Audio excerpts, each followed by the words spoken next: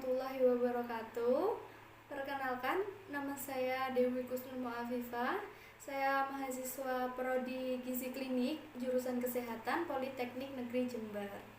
Pada kesempatan kali ini saya akan mempraktekkan tentang konseling gizi. Ada 6 langkah dalam melakukan konseling gizi. Yang pertama yaitu membangun dasar-dasar konseling gizi. Assalamualaikum. Waalaikumsalam, Ibu. Silahkan duduk. Ada yang bisa saya bantu, Bu? Tadi saya disuruh sama dokternya dirujuk ke sini, Mbak. Oh iya, boleh saya lihat data-datanya, Ibu? Iya, ini, Mbak. Oh, baik. Dengan Mbak Sasa ya? Iya.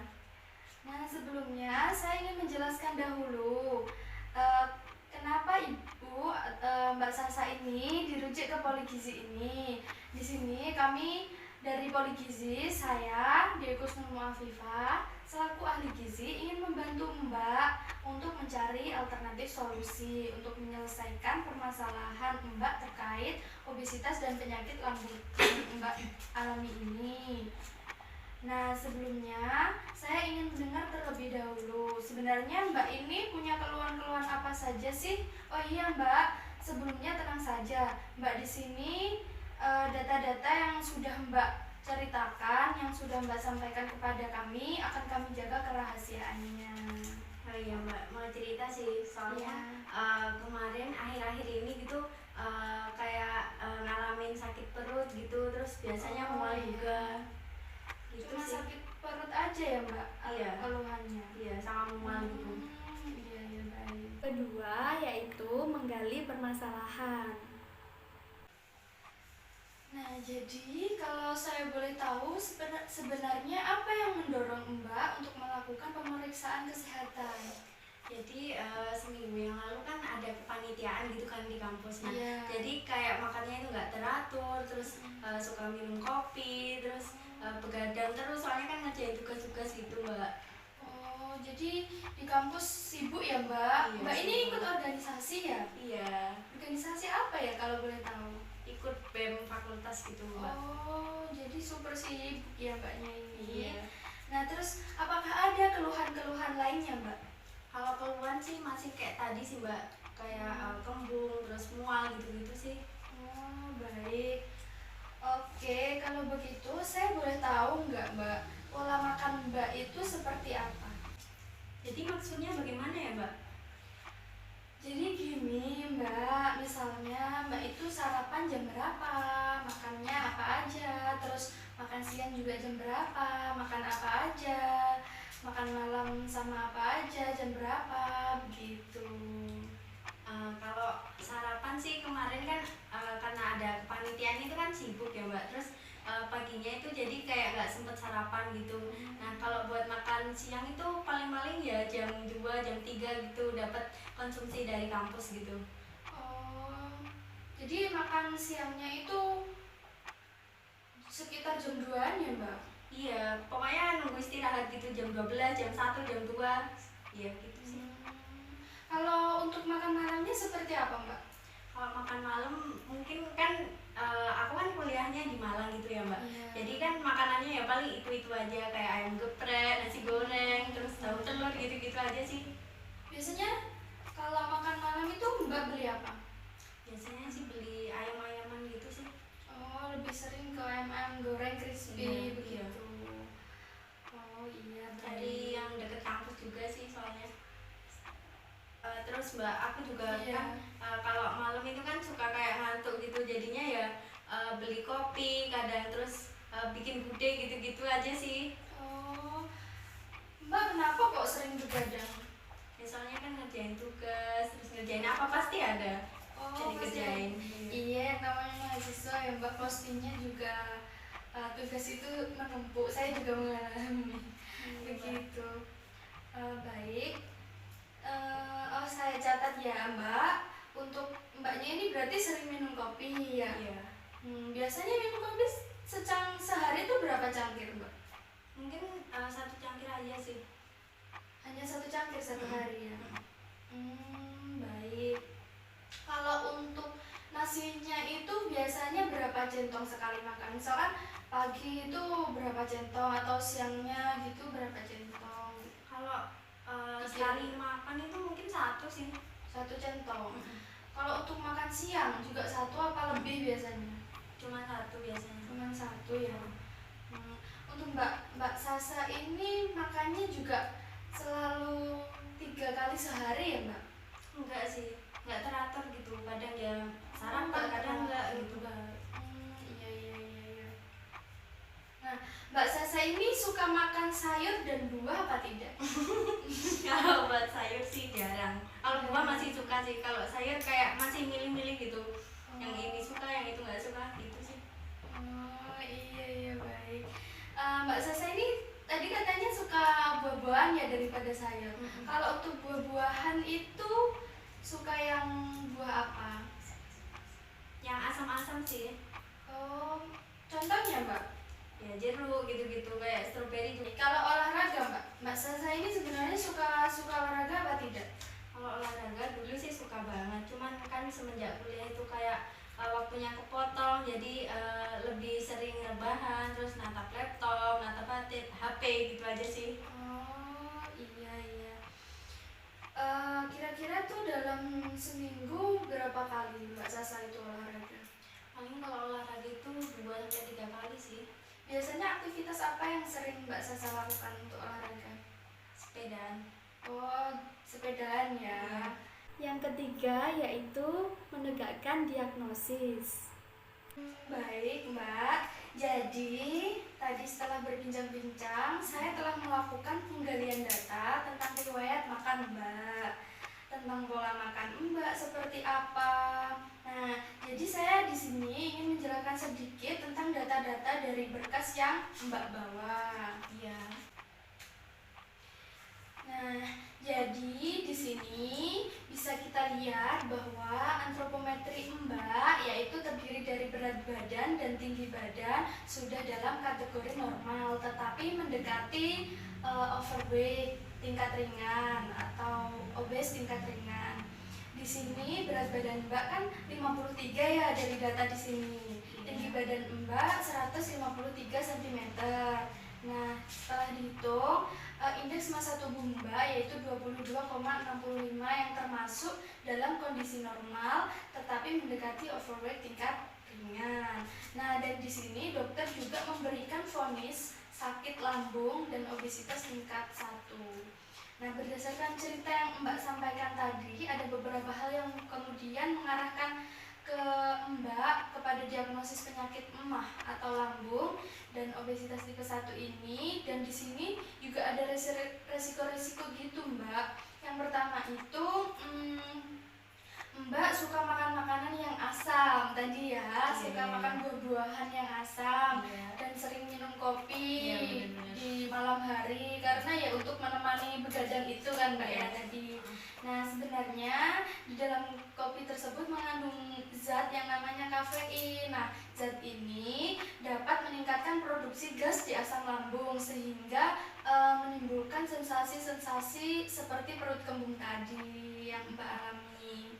Nah, akibatnya nanti lambung kita yang kena.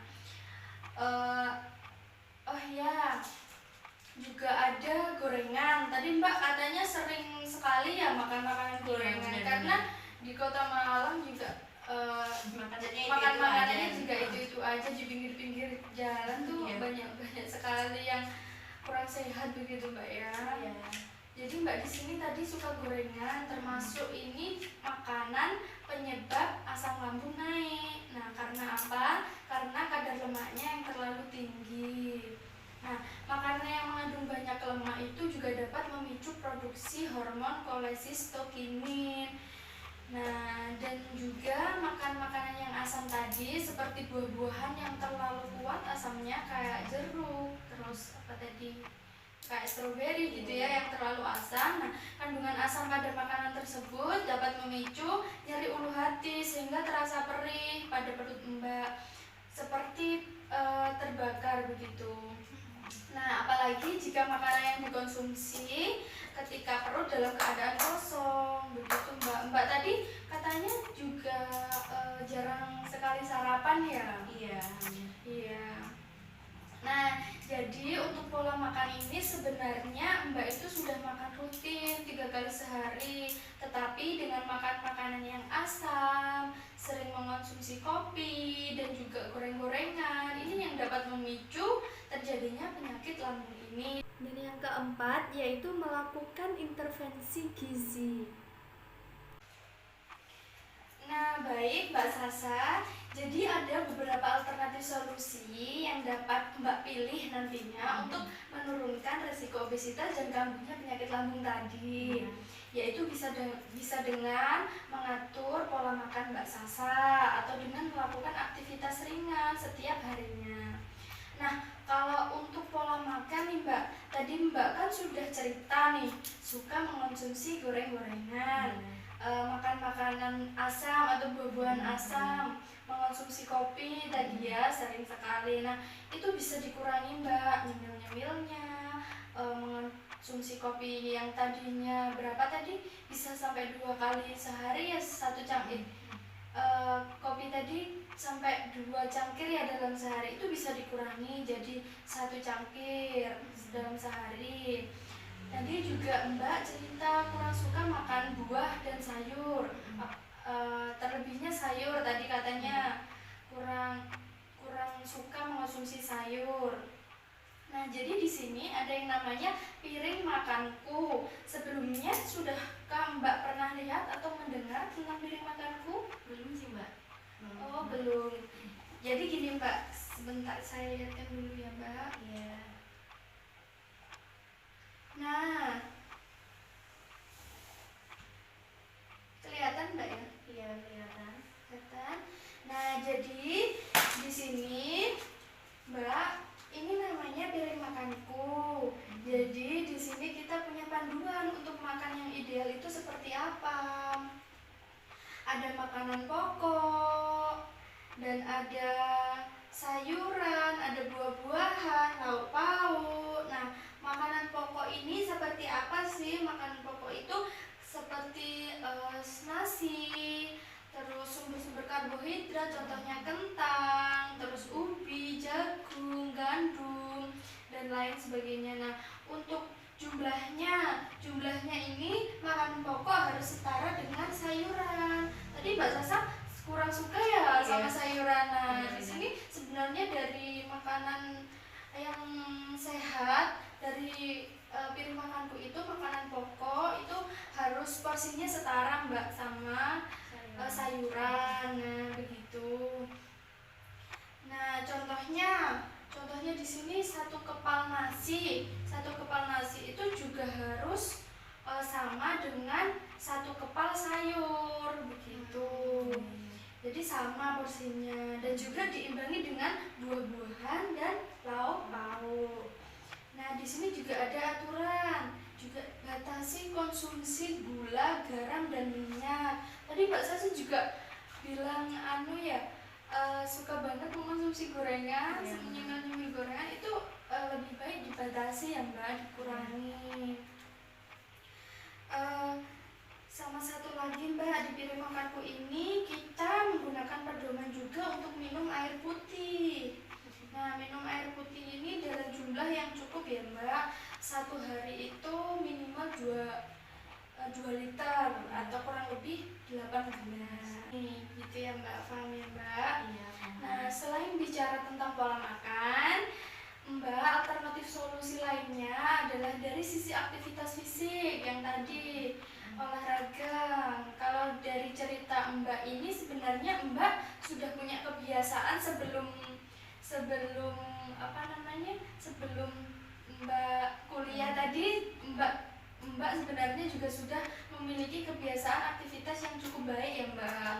Nah, karena semenjak kuliah ini jadi kurang, jadi jarang sekali.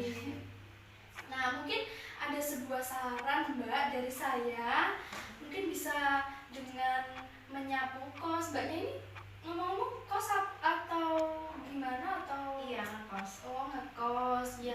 Jadi bisa sebelum berangkat itu beberes kamar tidur, terus menyapu kos, mencuci piring, dapat dikatakan sebagai aktivitas ringan. Nah, kalau tidak sempat, kalau mbaknya tadi katanya juga mahasiswa yang aktif berorganisasi gitu ya mbak, jadi tidak sempat, nggak sempat nih mbak gitu. Itu juga bisa dengan cara kalau menjadi mahasiswa nih biasanya banyak organisasi. Nah itu bisa mengikuti beberapa organisasi. Jadi dari pulang kampus misalnya ada rapat di sekretariat BEM, nah itu dari kelas menuju tempat ke sekretariat BEM tadi itu bisa dengan jalan kaki gitu, sehingga tidak langsung pulang, dan pastinya di kos atau di rumah juga rebahan aja kan mbak. Nah kalau secara teoritis nih mbak, anjuran WHO untuk aktivitas itu 3-5 kali per minggu dengan durasi 30-50 menit. Nah maksudnya begini, kalau totalnya itu dalam seminggu 150 menit ya mbak, itu bisa dibagi-bagi dalam tiga kali per minggu atau bisa 5 kali dalam seminggu. Jadi dibagi-bagi tadi dalam seminggu itu kan 150 menit, itu bisa dibagi-bagi sesempatnya mbak Sasa begitu. Jadi aktivitas fisik itu menjadi gampang apabila kita juga enjoy dalam melakukannya. Banyak juga ya mbak. Kemudian yang nomor 5 yaitu memperoleh komitmen. Iya mbak, banyak, tapi nggak apa-apa. Jadi dari semua alternatif solusi yang sudah saya sampaikan ini mbak, kira-kira yang sekiranya mbak Sasa bisa atau paling bisa lah menjalani dahulu agar tidak merasa beban, tidak merasa keberatan, kira-kira yang mana mbak? Mungkin kalau bisa mengurangi itu yang konsumsi kopi sama cemil goreng-gorengan gitu sih. Oh baik, saya catat. Mbak, Iya. Di sini untuk pertemuan pertama ini Mbak berkomitmen tadi mengurangi makanan cemilan seperti gorengan-gorengan ya Mbak, dan mengurangi konsumsi kopi, begitu? Oke, saya catat.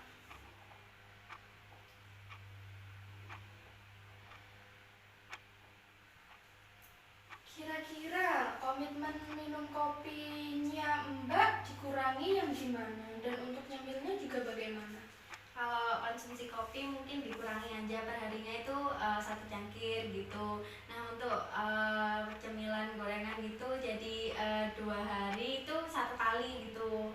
Oh, jadi yang tadinya gorengannya sehari itu selalu ya Mbak, selalu nyemil gorengan, itu Mbaknya berkomitmen untuk mengurangi jadi 2 hari sekali, Iya, begitu benar, ya benar. Mbak. Untuk minum kopinya tadi sehari cukup 1 kali 1 cangkir. Oh iya ya Mbak, baik, saya catat ya Mbak. Iya.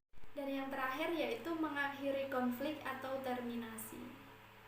Mbak, ini berkasnya saya kembalikan. Sudah ada beberapa catatan ya Mbak di sini. Oh, iya. Apakah ada yang ingin ditanyakan lagi Mbak? Mungkin Sebelum kita mengakhiri sesi konseling ini. mungkin kalau sejauh ini belum sih mbak. Cuman nanti kalau pengen tanya langsung menghubungi mbak aja ya. Oh iya ya, langsung nggak apa-apa Mbak ya. Sementara cukup begitu ya Mbak. Iya. Baik, semoga nanti Mbak Sasa ini bisa menjaga pola makan Mbak seperti yang sudah saya sampaikan tadi ya Mbak. Kalau misal ada kesulitan bisa langsung menghubungi saya, begitu ya Mbak.